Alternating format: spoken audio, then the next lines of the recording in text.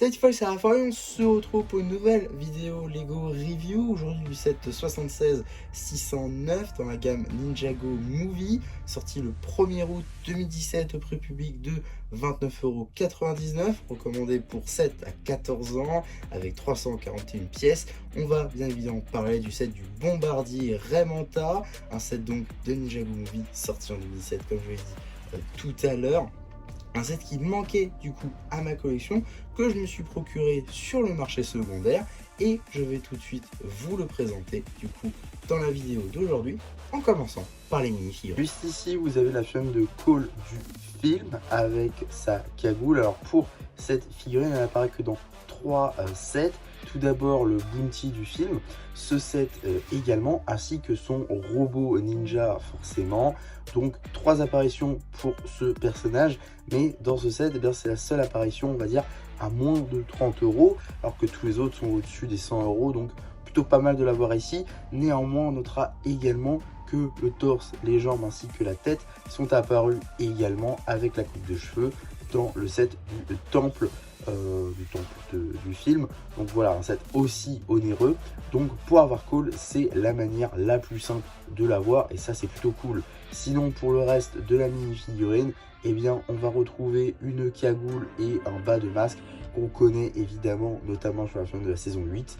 La tête, pareil, c'est du film, hein, donc rien de nouveau à ce niveau-là. À l'arrière du torse, on a le logo des ninjas. On retire la mini-fun, on pourra donc apercevoir les multiples expressions faciales, ici avec un Cole énervé, et ici un Cole souriant. Terme d'accessoires, un marteau en dragune. Juste ici, vous avez la chaîne du bandit de requin blanc, une chaîne qui n'est pas exclusive à ce set.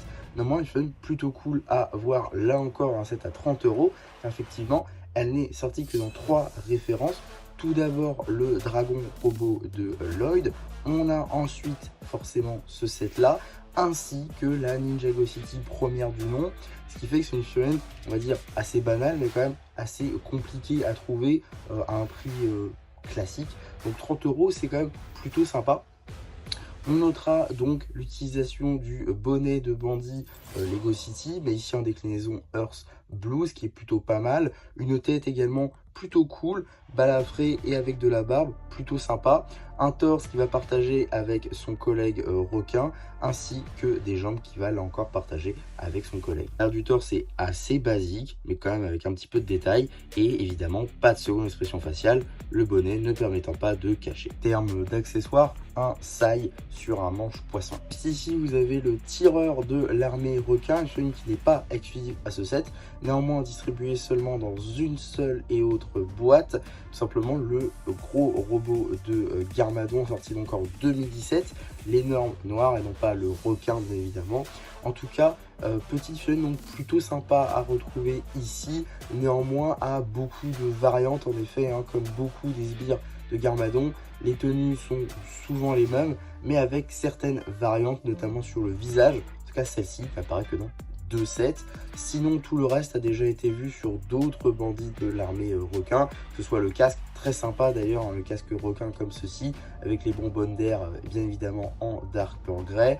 On aura donc le torse et les jambes qui partageaient avec la figurine précédente. Bonnes d'air qui sont donc détachées du casque. Évidemment, c'est les mêmes pièces que sur les Spaceman par exemple. Si je lui retire tout son attirail, on pourra donc apercevoir la fameuse expression faciale avec des grands sourcils, un arrière de torse détaillé et malheureusement pas de seconde expression faciale. En termes d'accessoires, une perforeuse poisson. Juste ici, vous avez la figurine de Shenli, une figurine exclusive à ce set. Néanmoins, tous les éléments ont déjà été vus par le passé, que ce soit le chapeau, le torse et les jambes qui partagent avec d'autres mini-figurines. C'est vraiment la tête qui fait en sorte que cette figurine est exclusive. Néanmoins, elle aussi a déjà été vue par le passé, notamment dans le set du Ice Town, donc le véhicule de Zane, un set là encore assez onéreux. Donc l'avoir dans un set à 30 €, c'est plutôt cool. On a également une petite épaulette avec une accroche permettant d'y mettre son accessoire. On y reviendra tout à l'heure. Arrière de torse très sobre mais qui fonctionne. Donc voilà pour ce qui est de son accessoire. C'est donc un bâton muni de 2 sauts qu'on peut donc mettre sur son épaule. Je trouve ça plutôt sympa. C'est assez ingénieux comme technique et je vais peut-être la réutiliser si je la mets en display. Voilà, maintenant que les figurines sont présentées, on va pouvoir passer au set en lui-même, le Bombardier Raymanta juste ici. Un vaisseau qu'on retrouve dans deux types de médias à ma connaissance. Tout d'abord, évidemment, le film Ninjago Movie, mais également dans Lego World, tout simplement par le biais d'un code, on pouvait y mettre le bombardier Raymanta dans Lego World. Donc voilà, c'est pour ça que ce vaisseau là je le voulais aussi, évidemment de par les mini-figurines, cela va de soi, mais bel et bien aussi pour le vaisseau lui-même, que voilà, j'ai une petite sympathie pour, moi qui ai beaucoup joué à Lego World, forcément je l'ai beaucoup utilisé aussi, donc voilà. Et franchement pour un set à 30€, et ben je dois dire qu'il est il a quand même une envergure assez cool quoi. Voilà, si je vous le rapproche comme ça, il prend quasiment tout l'écran, donc ça c'est plutôt intéressant à noter aussi. Bon alors malheureusement voilà, forcément c'est de la seconde main, on a des stickers qui sont très mal posés, on peut quand même en distinguer du coup le chiffre 26 dessus évidemment, mais voilà, peut-être acheter une petite planche de stickers évidemment, ça peut peut-être un peu s'imposer, je vous l'accorde. En tout cas on a également des petits lance-missiles, bon un qui manque, hein, voilà, je l'ai peut-être un peu testé et je l'ai peut-être un peu perdu aussi, c'est pas impossible. En tout cas, tout ce qu'il nous faut faire, c'est tout simplement faire ceci. Voilà, donc là il est parti. Il est parti. Il est parti. Voilà. Vous l'avez vu, je sais pas si vous l'avez vu ou pas. En tout cas voilà, ça se fait grâce à ces petites pièces là, petites pièces techniques arborées de petites pièces tampographiées. Ça c'est plutôt pas mal. Voilà, c'est une fonctionnalité plutôt cool qui n'entache en rien l'esthétique du set. Ça c'est plutôt sympa. Aussi quelque chose qui vous aura peut-être frappé, au-delà du missile évidemment, c'est bien évidemment la couleur en sand blue qui est vraiment majoritaire. C'est assez rare maintenant les véhicules en sand blue, et donc avoir toute une armada comme ceci de véhicules à l'époque du film Ninjago en sand blue, je trouve ça plutôt sympa.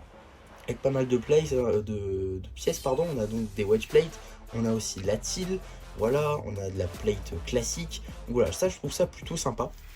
On a aussi des petites bombes juste ici qui peuvent être lâchées, comme montré donc sur la boîte directement. On a également juste ici une petite fonctionnalité, voilà, admettons, parce que c'est des véhicules qui sont vraiment faits pour l'eau, hein, vous l'aurez vu, vous connaissez de toute façon le film Ninjago, les méchants principaux sont des bandits des mers, hein, vraiment type eau, donc voilà, ces véhicules sont faits pour fonctionner dans les airs, mais aussi dans l'eau, et donc celui-ci, quand il arrive à l'eau, coule, et bien le bateau par-dessus va flotter, permettre du coup aux bandits de s'en aller, donc ça c'est plutôt cool. On a donc les petites commandes pour diriger notre vaisseau, ainsi qu'une petite tourelle avec du coup une petite loupe pour viser, donc ça c'est plutôt sympa. Les commandes aussi, ça c'est plutôt sympa, et donc deux places assises pour les deux bandits qu'on a dans ce set, donc ça c'est plutôt sympa. Et là encore, ici, juste ici, on a de quoi faire en sorte que le bateau flotte. Évidemment les enfants, ça ne marche pas. En tout cas on a quand même les petites hélices pour faire comme si, et du coup quand on le met sur l'eau entre guillemets, et bien il peut avancer, voilà.